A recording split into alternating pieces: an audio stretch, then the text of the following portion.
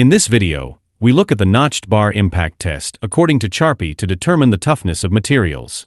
The elongation at break and reduction in area obtained by the tensile test can also give an impression of the toughness of a material, but this only applies to a quasi-static load and only at room temperature. In many cases, however, components are also subjected to a shock load and not always at room temperature. This applies, for example, to shock absorbers in cars and their bearings. These components must withstand shock loads both in summer at high temperatures and in winter at extremely cool temperatures. The ideal conditions of the tensile test cannot meet reality. Components with good toughness behavior in the tensile test become brittle at low temperatures and lead to premature material failure. For this reason, the so-called Charpy impact test or Charpy V-notch test is used to test the toughness of a material under an impact-like load as a function of temperature. In the Charpy impact test, a notched specimen is abruptly subjected to bending stress.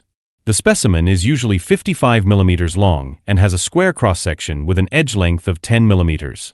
The notch in the middle has a V-shaped geometry. In special cases, the notch can also be U-shaped. The notch provides a defined predetermined breaking point, which generates a triaxial stress state in the notch base. The notched specimen is placed in the support of a pendulum impact testing machine. A pendulum hammer is then released from a certain height. At the lowest point of the circular trajectory, the striker of the hammer hits the opposite notch-facing side of the specimen. The impact speed is usually between 5 and 5.5 meters per second. The sample is fractured by the striker and absorbs part of the kinetic energy of the hammer. With the remaining residual energy, the hammer swings to a certain height. Due to the absorbed kinetic energy by the sample, however, it does not reach its initial height again. The deformation energy, and thus the final height achieved, depends on the toughness of the specimen. The tougher the material, the more it has to be deformed until it breaks. The required deformation energies are correspondingly high and the pendulum energy is strongly absorbed.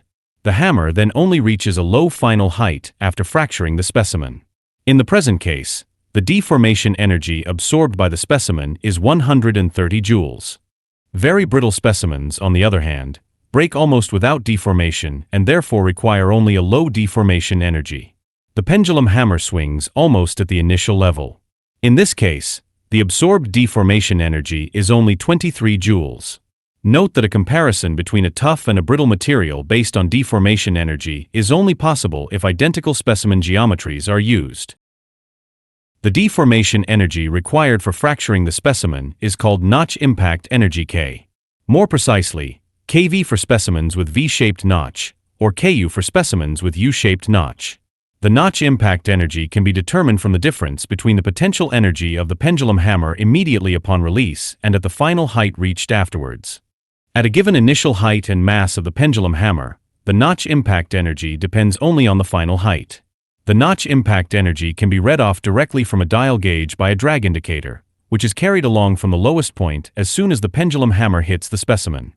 The notch impact energy determined in this way strongly depends on the cross-sectional area of the specimen. Large cross-sections always require higher deformation energies than smaller ones, even if under certain circumstances a more brittle behavior is present. Comparisons in toughness by the notch impact energies are therefore only possible if they were obtained from identical specimen geometries. If at all, a comparison with different geometries is only possible if the notch impact energy is related to the cross-section of the specimen.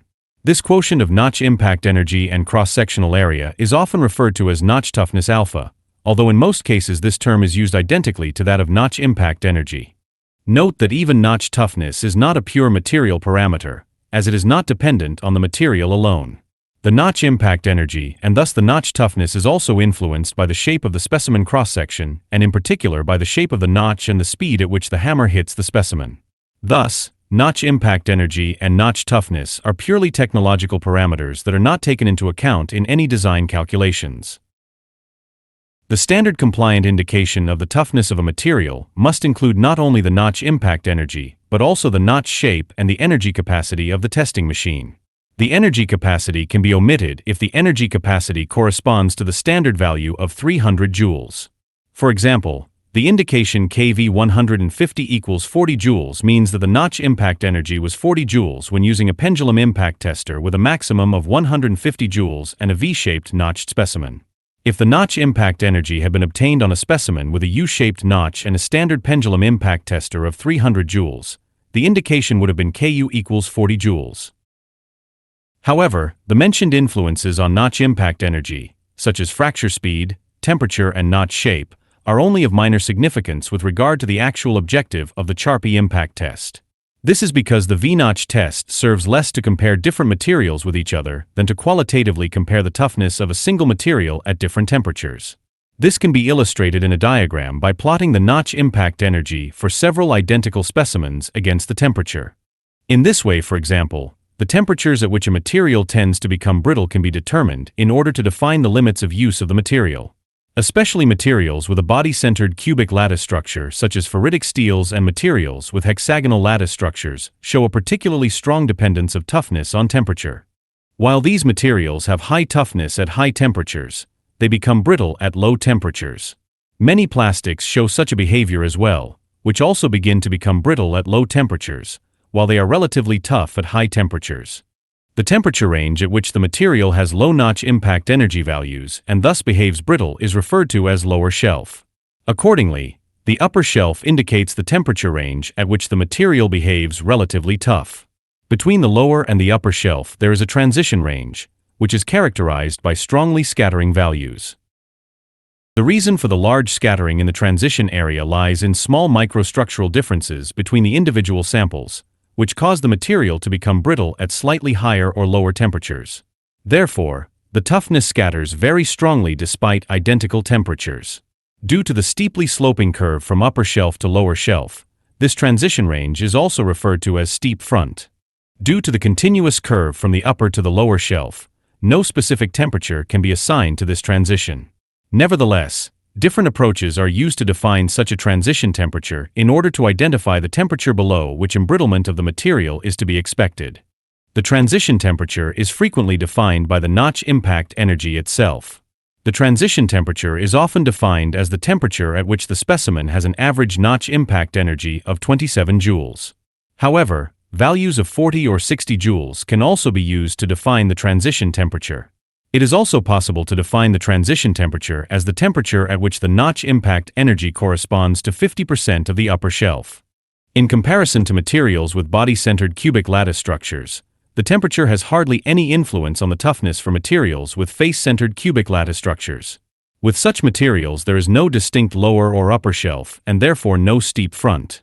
Some materials behave relatively tough over the entire temperature range, such as aluminum, or show relatively brittle behavior, such as hardened steels or lamellar graphite castings. Toughness is not only influenced by temperature, but also by the structural state of the material.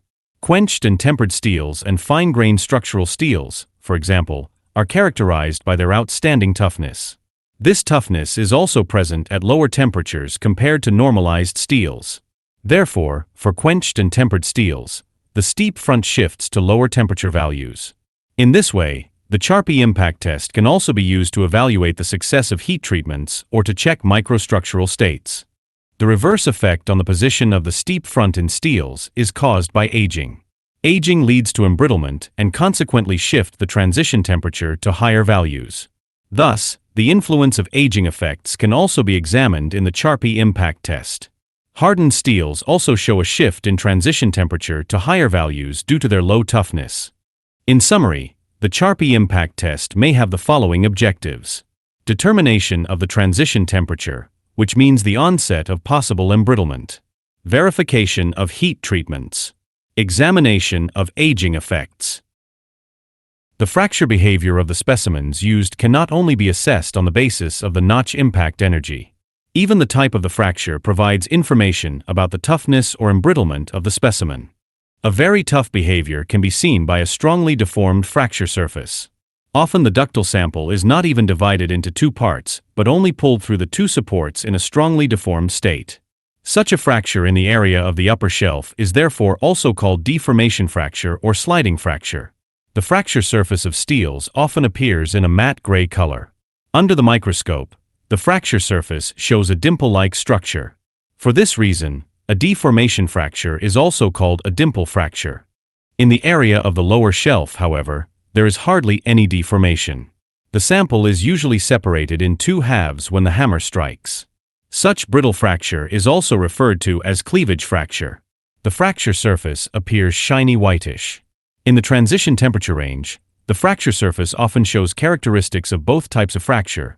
This means a strongly deformed area followed by an area with less deformation. This type of fracture is then also referred to as mixed fracture. The deformation speed also has a major influence on the fracture behavior. If the pendulum hammer hits the specimen at higher speeds, brittle fracture is favored and the notch impact energies decrease. Conversely, lower deformation speeds are more likely to lead to a deformation fracture with higher notch impact energy values. Due to high impact speeds, the stress in the material increases so rapidly that the bond strength of the atomic planes is exceeded before the dislocations could have moved through the material to a significant extent. Note that dislocations do not move infinitely fast, but can only move at the speed of sound. A plastic deformation, which is ultimately based on dislocation movements, therefore does not take place at very high deformation speeds. The material breaks almost without deformation by tearing apart the atomic planes. This leads to the so-called cleavage fracture. This happens preferably in those atomic layers which are relatively loosely packed. At slow deformation speeds, however, the dislocations can move over long distances and deform the material when the critical shear stress is reached. The material is then plastically deformed before it fractures. This leads to the already mentioned deformation fracture. One should therefore be aware of the influence of the deformation rates when it comes to assessing the toughness of materials. This is because deformation speeds in practice usually differ from those in the Charpy impact test. Therefore, the results cannot be easily transferred to real situations.